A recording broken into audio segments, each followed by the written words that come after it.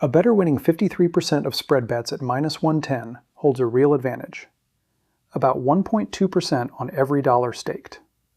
Run 1,000 of those bets, and roughly a third of the time, the account still finishes below break-even, purely from variance, with nothing wrong with the handicapping. That gap between a real advantage and a losing quarter is what emotional discipline exists to close. It's hard for a reason that has little to do with character.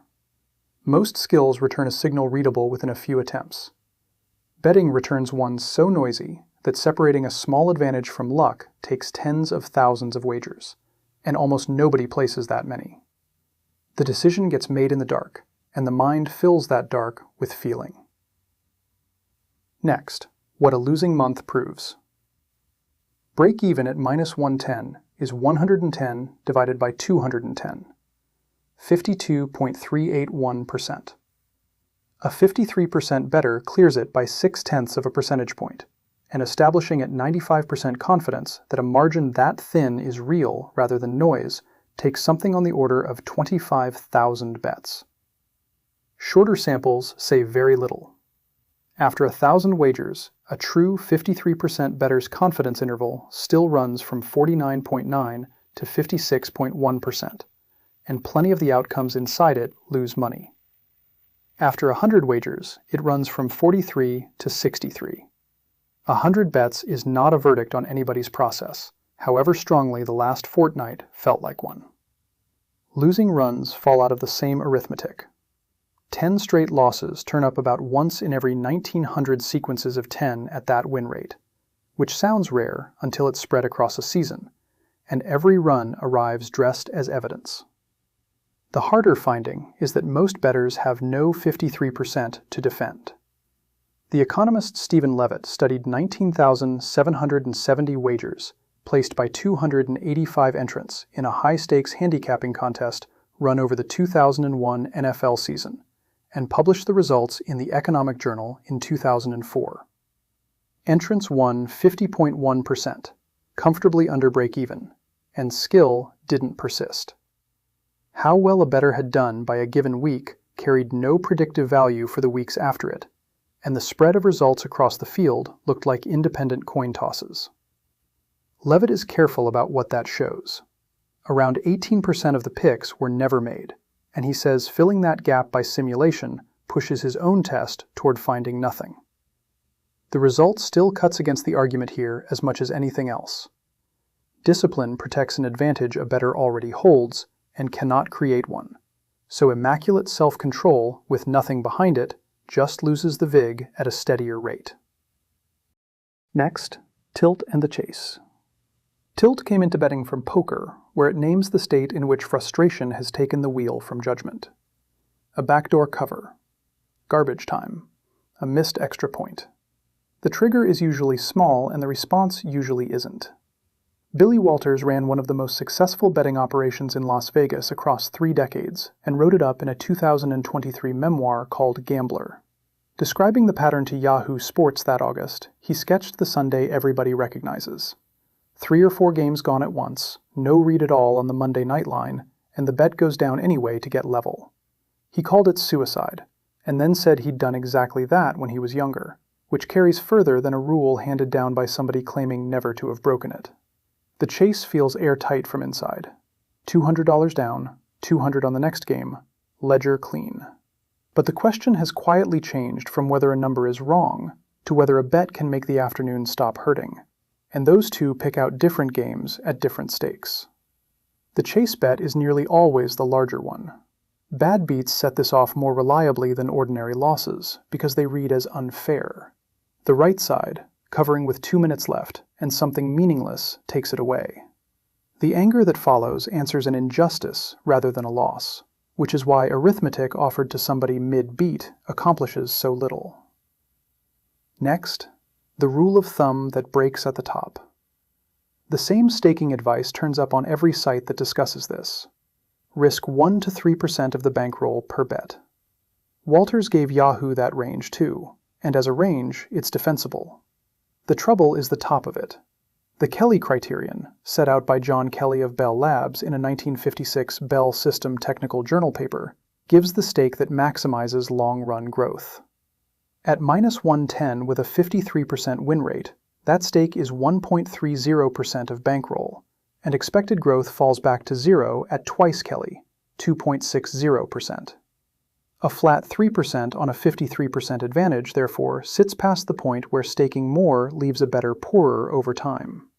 The win rate would have to reach 53.81% before 3% became the growth maximizing number. That doesn't make 1 to 3% bad advice.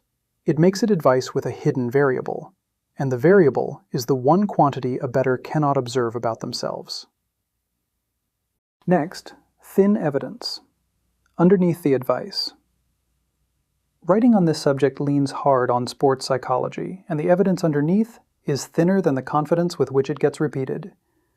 The most cited study is a set of interviews by Daniel Gould, Laura Finch, and Susan Jackson with United States national champion figure skaters, published in Research Quarterly for Exercise and Sport in 1993. 17 skaters, holding titles won between 1985 and 1990. 8 coping strategies came back from more than 40% of them, among them rational thinking and self-talk, positive focus, and social support. 17 interviews with figure skaters. That's a good deal of the evidentiary base under what now circulates as established technique for bettors, and the leap from landing a jump under competition pressure to sizing a wager under financial stress is assumed rather than tested. The techniques may work perfectly well. Nobody has checked. What survives is unglamorous and mostly structural. Decisions made in advance hold up better than decisions made while angry, which is less a psychological insight than an observation about when a person happens to be thinking clearly. Next, winning streaks do the same damage. The failure runs in both directions, and the upward one draws less attention because it feels like competence. 4 good weekends, the account's up, the stake creeps, and the phrase house money turns up in the internal monologue. Then variance does what variance does. The stake is bigger than it was through the good run, so the correction bites harder than the run ever paid. Reading a hot streak as information about oneself is the same error as reading a cold one that way. A streak means variance went one direction for a while. That's all the average streak has ever meant. Next, when betting stops being recreation. Everything so far assumes a bettor operating inside healthy limits. For some people, that stops being true, and the distinction matters more than any staking rule. Gambling disorder is a recognized diagnosis in the DSM-5, grouped with the substance-related and addictive disorders.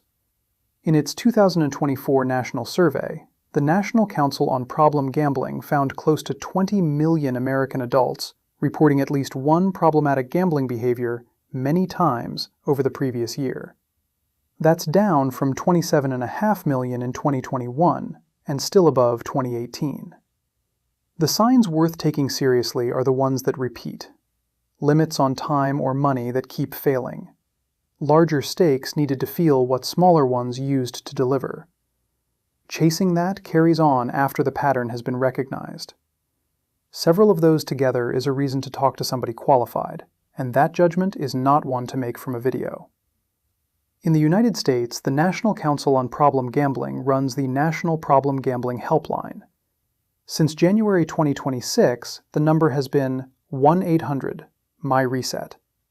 The older number, 1-800-522-4700, is still active. Both take calls. The service is free and confidential and staffed around the clock, and the Council runs a chat line through its own site. Gamblers Anonymous holds meetings across the country, and blocking software such as Gamban or BetBlocker shuts off access across every device at once. Next, what discipline can actually do. Discipline cannot manufacture an advantage. What it does is keep money in play long enough for whatever advantage exists to surface, and stop a bad Sunday turning into a bad quarter. One number is worth carrying out of all this. Roughly 25,000 bets to establish that a 53% edge is real. Almost nobody gets there, which means that for most bettors, most of the time, The honest description of a good month is that it was a good month, and the honest description of a bad one is exactly the same. If this was useful, hit the like button and subscribe. The full analysis, with sources, is at LoserWins.com.